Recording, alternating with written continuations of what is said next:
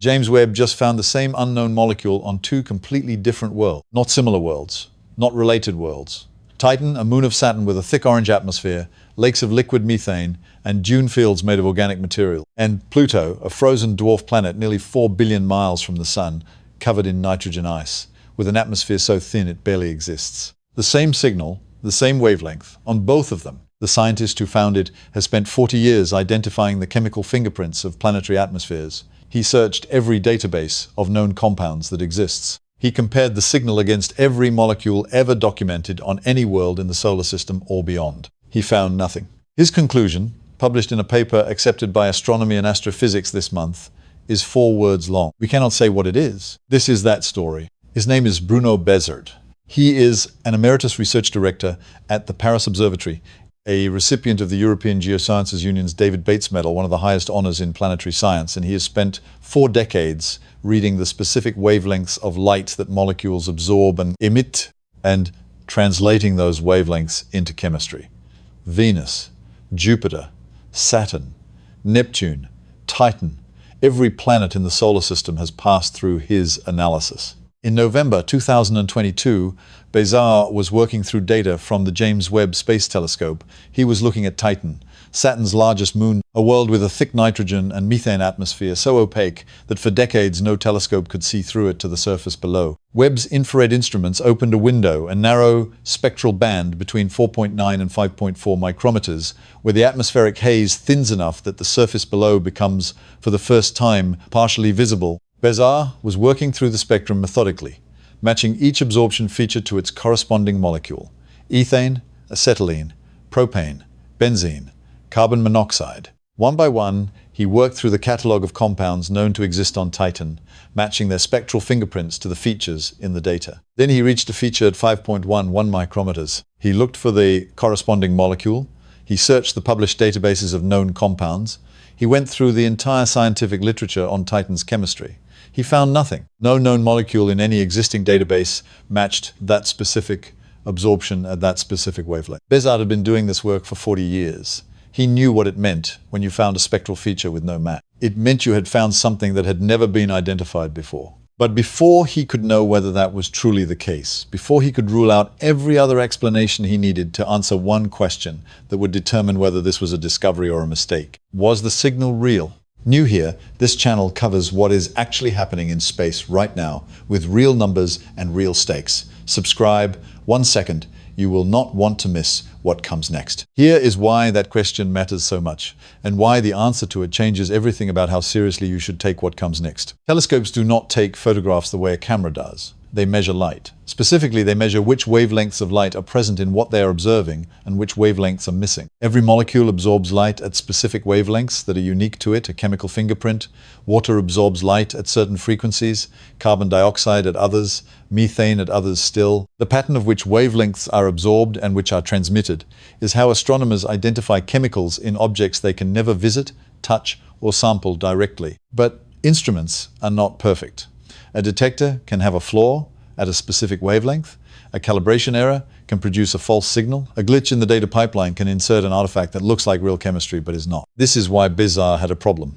He had found a feature that matched no known molecule. That could mean one of two things. Either he had genuinely found a new and unidentified compound on Titan's surface, something that had never been detected anywhere in the solar system or on any exoplanet, or he had found an instrument artifact, a ghost in the data. The way to rule out an instrument artifact is to find the same signal in a completely different instrument at a different time, in a completely different dataset. This is where the story becomes extraordinary. Bézard checked the 5.11 micrometer signal against Webb's near-spec data from Titan collected in November 2022. It was there. Then he checked it against Webb's MIRI data from Titan, a completely separate instrument, with different detectors, different optics, different calibration procedures, collected in July 2023, 8 months later. The signal was there again, at essentially the same wavelength, with the same depth, consistent across 2 different instruments, 8 months apart. That ruled out an instrument artifact. But Bézard needed something more. He needed confirmation from a completely different world. He picked up the phone and called his colleague Emmanuel Lellouch. Lellouch is an astronomer at the same Paris Observatory. He had been leading a JWST program observing Pluto, a world nearly 4 billion miles from Earth, a frozen dwarf planet covered in nitrogen ice, methane ice, and carbon monoxide ice with a thin atmosphere, so rarefied that its surface pressure is roughly 100,000 times less than Earth's. An entirely different world from Titan in almost every respect. Bézard's question to Lellouch was simple and specific. He asked, "Do you also have a signal at this exact wavelength?" Lellouch looked at his Pluto data from May 2023. He found it. The same absorption, the same wavelength, 5.1128 micrometers on Pluto, essentially identical to 5.1126 on Titan, within the measurement error bars. On a world with a completely different surface composition, a completely different atmospheric density, and a completely different geological history, detected by a completely different instrument program at a completely different time for completely different scientific purposes. Two worlds, four separate instrument datasets. The same signal, Bézard's words about that moment, given to space.com, are the ones that stay with you. He said, "It's always exciting when you discover something that was not seen before. It's really the nicest part of our job." And then, with the same breath, "It's rather mysterious. We cannot say what it is." Here is what makes that statement from one of the most accomplished planetary spectroscopists in the world genuinely alarming. Bruno Bézard has spent 40 years identifying molecules in planetary atmospheres.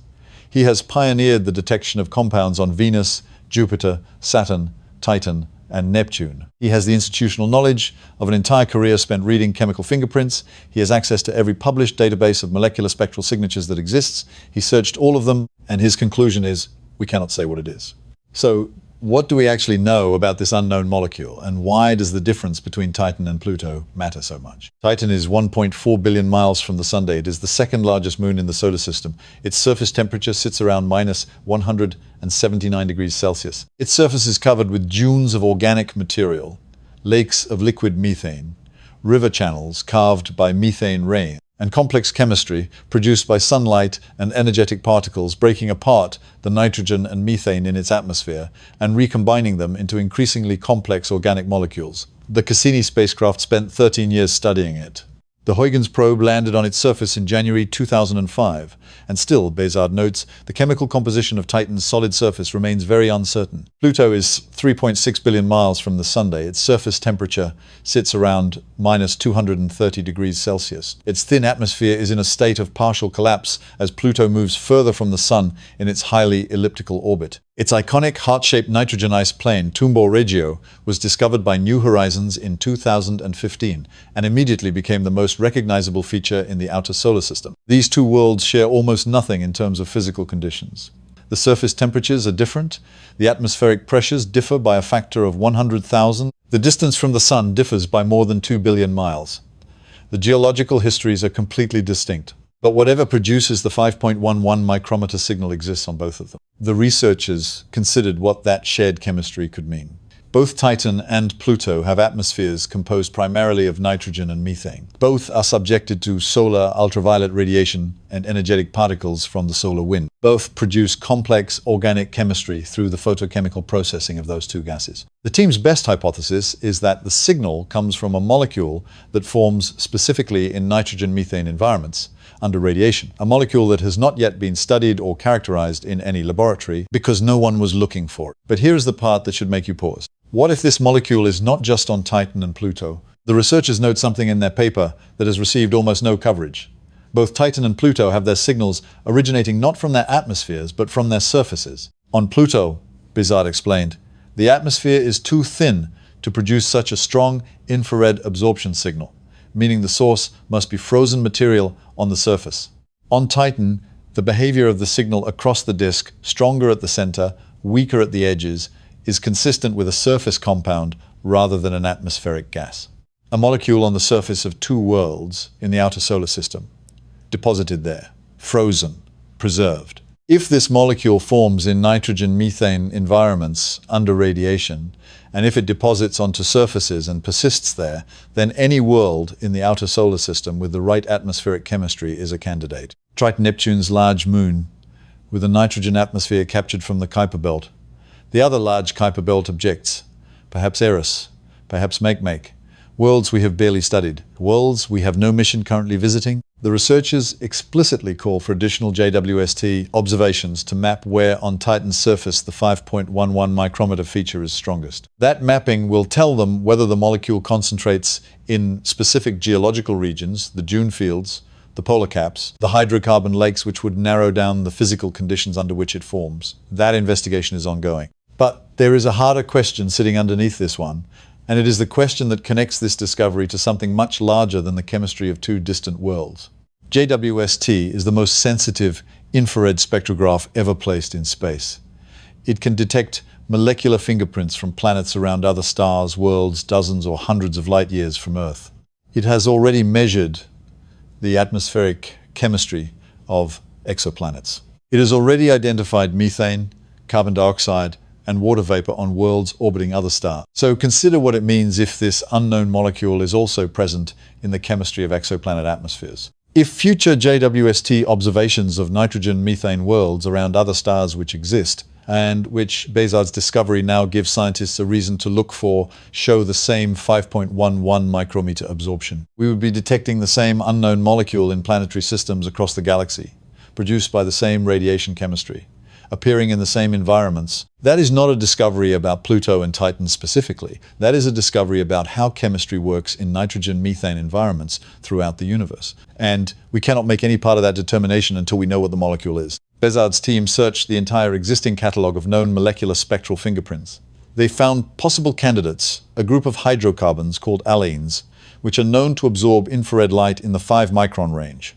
Benzene under specific conditions, ketene, perhaps acetylene mixed with other compounds, but none of these matches precisely.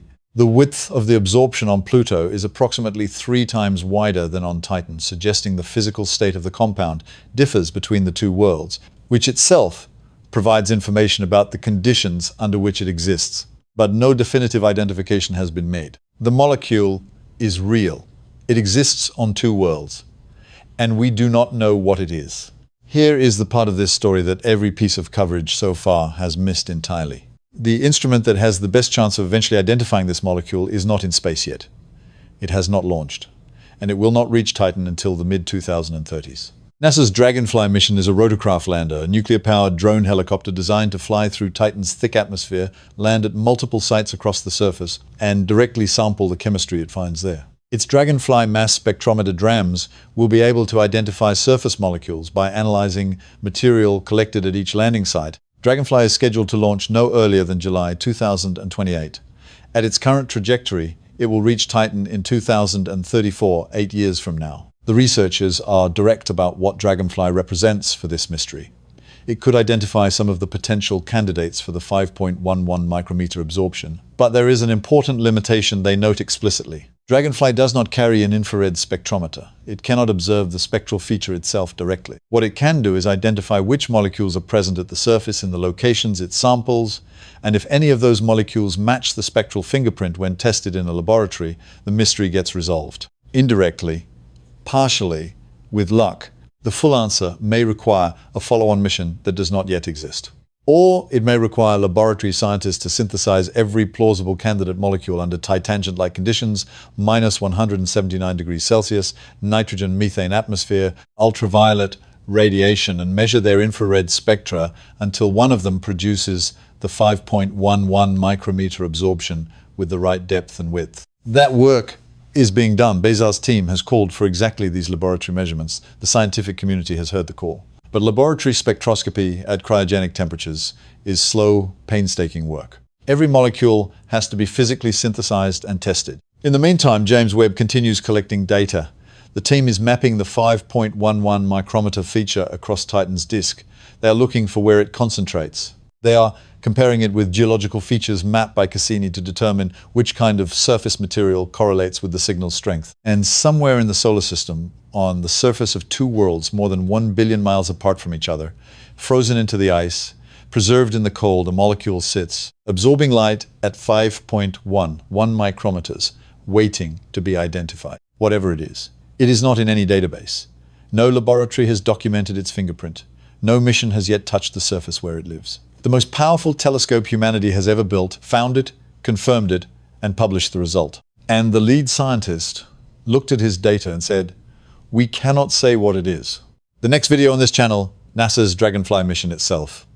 A nuclear-powered helicopter scheduled to launch in 2028 and land on Titan in 2034. It will fly 25 kilometers per flight. It will land at dozens of sites. It will be the first machine ever to travel across the surface of another world's ocean moon. And it carries instruments that may eventually tell us what Bruno Bézard found in 2022 and still cannot name. Subscribe. That one is coming.